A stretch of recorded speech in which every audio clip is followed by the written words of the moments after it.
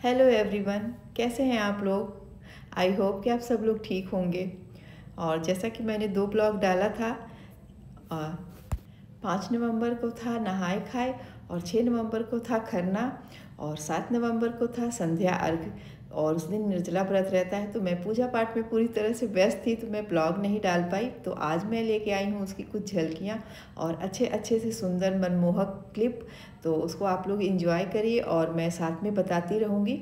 तो संध्या अर्घ के लिए हम लोगों ने सारे फल फूल जितना हो सकता है, केला, सेब, संतरा, अनार और जितना उस टाइम उस सीज़न में अवेलेबल रहता है, कंदमूल, सब्जियां, गांठ वाली मतलब कि पत्ते वाली अदरक, पत्ते वाली हल्दी, मूली, गाजर, बोड़ा और सिंघाड़ा, केला, सेब, संतरा, नींबू, जितने तरीके से हो सकते हैं हम लोग बहुत सारे रखते हैं। उस अच्छे से धोते हैं और डाला में रखते हैं।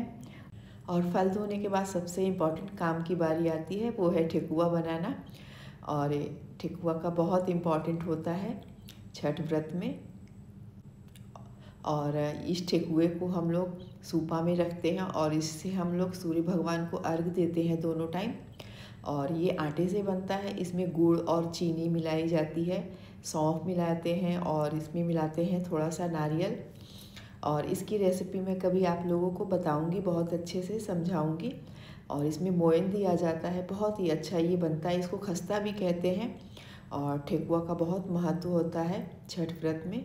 तो ये छठ व्रत करने मैं अपने ससुराल आई थी और वहाँ हम सब देवरानी जेठानी ने मिल के खस्ता बनाया और छठी मैया की गीत भी गाए। और खस्ता बनाने के बाद हम लोगों ने सारे फल जो धुल लिए थे और उसको हम लोगों ने सूपा में अच्छे से सजा लिया। और सबके अब जो जो भी व्रत करते हैं उनका अपना अपना डाला और अलग अलग सूप होता है और उसमें हम सारे फल अच्छे से सजाते हैं और सारा ठेकुआ भी उसमें रखते हैं। और उसके बाद हम लोग उसको एक डाले में रखते हैं और उसको बांध के और सर पर हो या फिर कैसे भी उसको हम लोग लेके जाते हैं घाट तक। पर हम लोगों ने इस बार घाट पर नहीं किया, जब से कोविड हुआ तब से हम लोगों ने घर पर ही पूल में पानी भर के और उसमें गंगा जल डाल के हम लोग उसमें ही करते हैं छठ। और घाट पर बहुत भीड़ हो जाती है, तो उसके वजह से पूजा अच्छे से नहीं हो पाती। और यहाँ बहुत ही अच्छे से शांति से अच्छे से पूजा हो गई थी। और हम लोगों ने सारा अपना डाला उठाया और छत पर लेके गए। छत पर पहुंच के हम लोग अपना अपना डाला खोलते हैं और एक बेदी बनाते हैं और बेदी पर कलश रखते हैं और कलश के ऊपर हम लोग अपना सूपा सजा देते हैं। और फिर उसकी दिया बाती हम लोग करते हैं, दीप जलाते हैं, आरती करते हैं।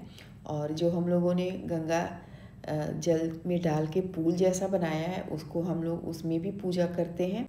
और 5 बजे के आसपास सूर्य डूबने लगे थे, तो हमें संध्या अर्घ देना था। और संध्या अर्घ का मतलब है डूबते हुए सूर्य भगवान को अर्घ देना, यानी उनकी आराधना करना। तो डूबते हुए सूर्य की हम लोगों ने आराधना की। और फिर नीचे आंगन में हम लोगों को कोसी भरना था, तो हम लोग वहाँ आ गए जल्दी से झटपट से। और दिया से और फल फूल से गन्ने से हम लोगों ने कोसी को भरा और उसमें भी ठेकुआ जाता है। तो और सब लोगों ने आरती की, घर के बड़े ने, बच्चे ने, सब ने आरती की। और अच्छे से हम लोगों ने कोसी को सजाया था पूरा दियों के साथ, फल फूल सब्जियों के साथ। और हम लोगों ने बहुत इन्जॉय किया। जब परिवार में कुछ अच्छा हुआ, कुछ अच्छा काम हुआ हो, तो छठ के साथ साथ हम कोसी भरते हैं। और उसके साथ हम लोगों ने बहुत सारे पटाखे भी चलाए और ऐसा लग रहा था मानो दिवाली आ गई। हर तरफ दिए, जगमगाहट, इतनी रोशनी, इतनी खूबसूरत छटा थी कि मैं क्या ही बताऊं। और छठ माता की जो व्रत होता है उसमें तो एक अलग ही उसकी आस्था है, उसका एक अलग ही अंदाज है।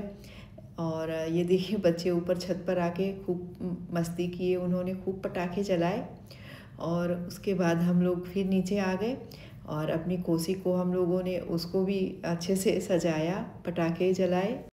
और ये टाइम लगभग सुबह का 4 बज रहा है और हम लोग 4 बजे ही सब लोग नहा धो के अच्छे से तैयार होके और अपना सारा सूपा ऊपर लेके हम लोग फिर से छत पे आ गए थे और सूर्योदय का इंतज़ार कर रहे थे, क्योंकि इस समय उगते हुए सूर्य भगवान को हमें अर्घ देना था। और यहाँ पर अपने हम लोग जो कोसी भरा था नीचे आंगन में उसे भी लेके आए हैं, क्योंकि उसे भी गंगा माँ के पास से थोड़ी देर रख के फिर नीचे वापस ले जाना था। तो वो काम हम लोगों ने किया। और उसके बाद हम लोग अपना अपना सूपा लेके फिर हम लोग बैठ के और गीत गाए वहाँ पर और सूर्योदय का वेट किया। और जब भगवान ने अपना दर्शन दिया तो उसके बाद में हम लोगों ने अपना अर्घ दिया। और यहाँ पर इतनी अच्छी व्यवस्था छत पर हुई थी, इतनी अच्छी लाइटिंग और इतना अच्छा, इतना मनोहारी दृश्य था कि सुबह कैसे 2 घंटे 3 घंटे निकल गए पता ही नहीं चला।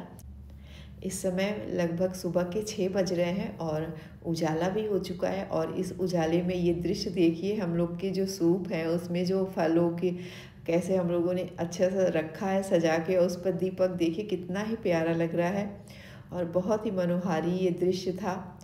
और अभी भी वो हम लोग के आंखों के सामने है सब, जैसे अभी कल ही तो हम लोग अर्घ दिए हैं और बस अब इंतज़ार था सूर्योदय का। तो सूर्य भगवान जैसे ही उदय होंगे हम लोग अर्घ देंगे, पूरा विधि विधान से उनकी पूजा करेंगे, उसके बाद हम लोग अपना व्रत तोड़ेंगे। और इस समय भी गाने हम लोग पूरा चला रहे थे और बच्चों ने इस टाइम भी पटाखे, बचे हुए सारे पटाखे जलाए।